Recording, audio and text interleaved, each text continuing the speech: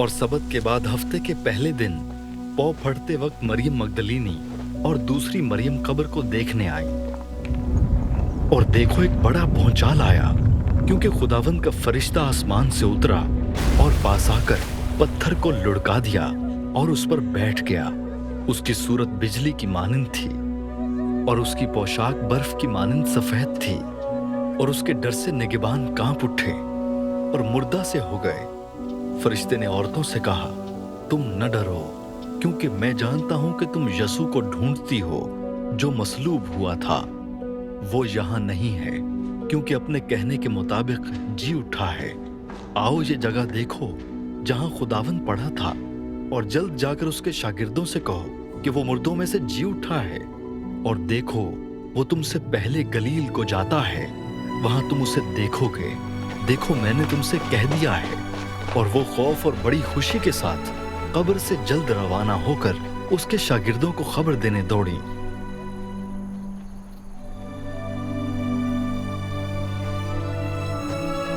اور دیکھو یسوع ان سے ملا اور اس نے کہا، سلام۔ انہوں نے پاس آ کر اس کے قدم پکڑے اور اسے سجدہ کیا۔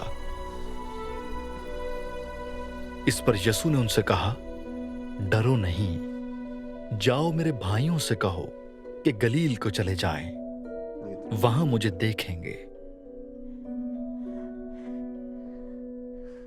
جب وہ جا رہی تھیں تو دیکھو پہرے والوں میں سے بعض نے شہر میں آ کر تمام ماجرا سردار کاہنوں سے بیان کیا، اور انہوں نے بزرگوں کے ساتھ جمع ہو کر مشورہ کیا اور سپاہیوں کو بہت سا روپیہ دے کر کہا، یہ کہہ دینا کہ رات کو جب ہم سو رہے تھے اس کے شاگرد آ کر اسے چرا لے گئے،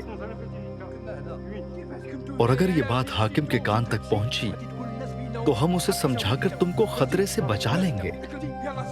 بس انہوں نے روپیہ لے کر جیسا سکھایا گیا تھا ویسا ہی کیا، اور یہ بات آج تک یہودیوں میں مشہور ہے۔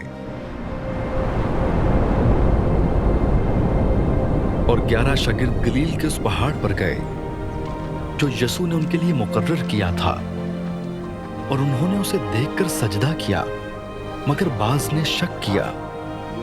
یسوع نے پاس آ کر ان سے باتیں کی اور کہا کہ آسمان اور زمین کا کل اختیار مجھے دیا گیا ہے، بس تم جا کر سب قوموں کو شاگرد بناؤ،